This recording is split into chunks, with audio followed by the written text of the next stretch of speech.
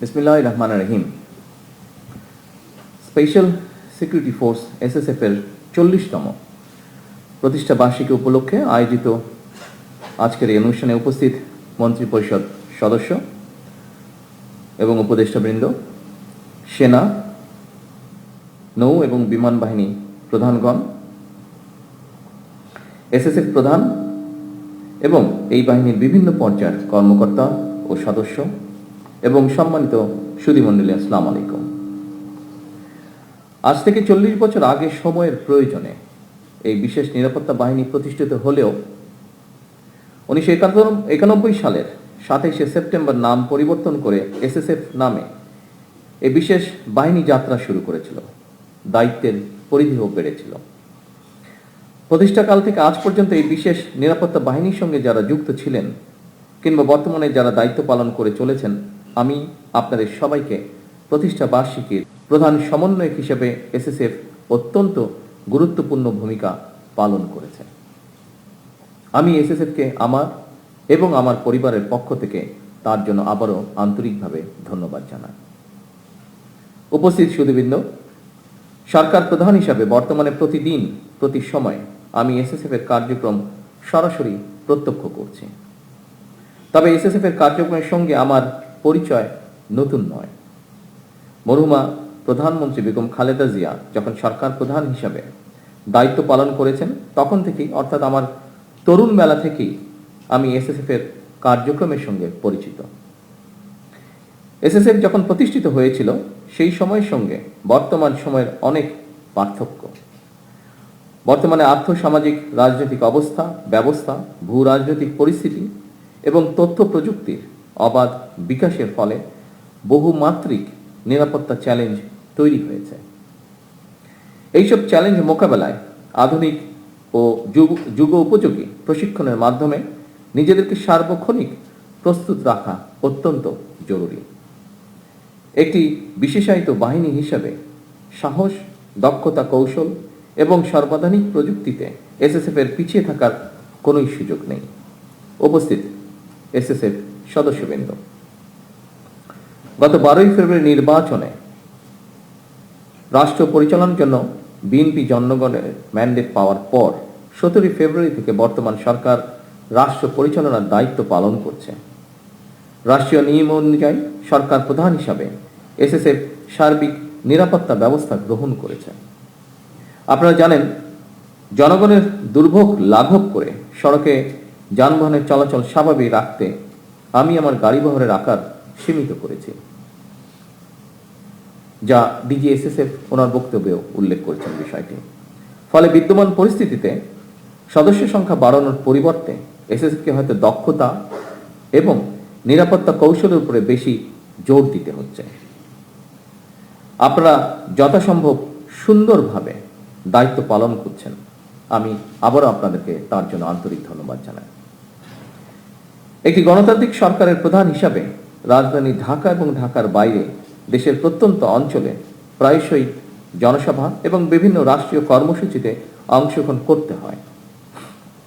এই ধরনের অনুষ্ঠানে ব্যাপক জনসমাগমের মধ্যে নিরাপত্তা নিশ্চিত করা কিছুটা জটিল বৈকি। এই ধরনের পরিস্থিতিতে একদিকে সরকার প্রধানের নিরাপত্তা ব্যবস্থা বজায় রাখা, অপরদিকে নাগরিকদের জীবনের স্বাচ্ছন্দ্য নিশ্চিত রাখা, এই দুটোর মধ্যে ভারসাম্য রক্ষা করেই এসএসএফকে তাদের নিরাপত্তা কৌশল প্রণয়ন করতে হয়। আমি মনে করি এই ধরনের পরিস্থিতিতে সুষ্ঠু এবং সমন্বিতভাবে দায়িত্ব পালনের মাধ্যমে এসএসএফের কর্মদক্ষতাও প্রতিবাদ হয়ে ওঠে। উপস্থিত সুধীবৃন্দ, এসএসএফের প্রতিষ্ঠা বার্ষিকীর এই দিনে আমি আমার একটি বিশেষ দৃষ্টিভঙ্গির কথা আপনাদের সঙ্গে শেয়ার করতে চাই। একটি গণতান্ত্রিক সরকারের প্রধান হিসাবে জনগণের বিশ্বাস এবং ভালোবাসার উপরেই আমার সবচেয়ে বেশি নির্ভরতা। সুতরাং নিরাপত্তার ঘেরাটোপে যাতে সরকার প্রধানকে জনগণ থেকে দূরে ঠেলে না দেওয়া হয়, এই সফিস্টিকেটেড বাহিনীর হিসাবে সেদিকেও বিশেষভাবে লক্ষ্য রাখার জন্য আমি আপনাদের প্রতি বিশেষভাবে আহ্বান জানাই। উপস্থিত সুধীবৃন্দ, কিছুদিন আগেই আমি এসএসএফ এর নবনির্মিত অত্যাধুনিক ফায়ারিং রেঞ্জটি উদ্বোধন করেছি। উদ্বোধনী মহড়াও প্রত্যক্ষ করেছি। পেশাগত কর্মদক্ষতা বাড়াতে নবনির্মিত এই ফায়ারিং রেঞ্জ নিঃসন্দেহে বিশেষ ভূমিকা রাখবে। আমি আশা করি নিরাপত্তা কৌশল প্রণয়ন এবং নিজেদের পেশাগত দক্ষতা বাড়াতে আপনারা এই ফায়ারিং রেঞ্জের সর্বোত্তম ব্যবহার নিশ্চিত করবেন। 2002 সালের পরে এসএসএফ এর রেড বুক সময় চাহিদায় অনুযায়ী পুনরায় সংস্কার করে বর্তমানে আরো আধুনিক এবং সময় উপযোগী করা হয়েছে। এই রেড বুক এসএসএফ এর কার্যপদ্ধতি এবং পদ্ধতির নীতিমালা প্রদানের পাশাপাশি আইনি সুরক্ষাও নিশ্চিত করেছে। আপনাদের জন্য রেড বুকে উল্লেখিত নির্দেশনা সমূহ যথাযথভাবে অনুসরণ অবশ্যই জরুরি। তবে রেড বুকের নির্দেশনার পাশাপাশি সময় এবং পরিস্থিতি বিবেচনায় প্রয়োজনীয় তাৎক্ষণিক সিদ্ধান্ত গ্রহণ এবং বাস্তবায়নেরও সুযোগ রয়েছে।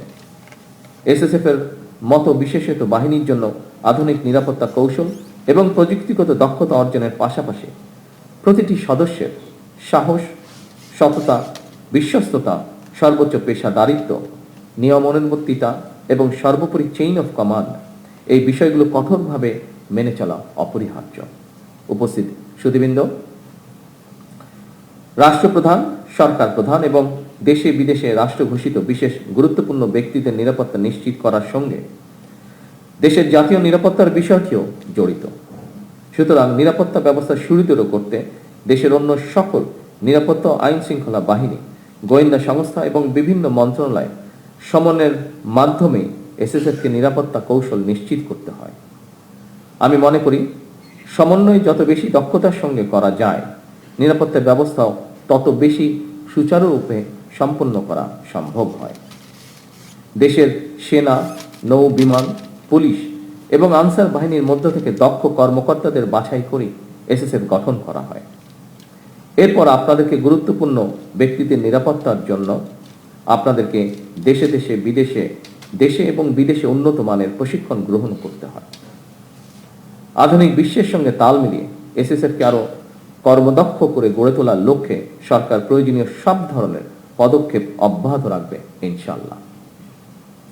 উপস্থিত সুধীবৃন্দ, আরো একটি বিষয়ের উপরে আপনাদের দৃষ্টি আমি আকর্ষণ করতে চাই। অবশ্যই আপনারা গুরুত্বপূর্ণ ব্যক্তিদের নিরাপত্তাকে সর্বোচ্চ প্রাধান্য দেবেন, তবে দায়িত্ব পালন করতে গিয়ে জনগণ যাতে কোনো রকম রূঢ় ব্যবহারের শিকার না হন সেদিকেও আপনাদেরকে বিশেষভাবে নজর রাখার জন্য আমি আহ্বান করব। আপনারা দেশের সর্বোচ্চ পেশাদারিত্বের সঙ্গে দায়িত্ব পালন অব্যাহত রাখবেন, এই প্রত্যাশা রেখে আমি আমার বক্তব্য শেষ করছি। আল্লাহ হাফেজ। বাংলাদেশ জিন্দাবাদ।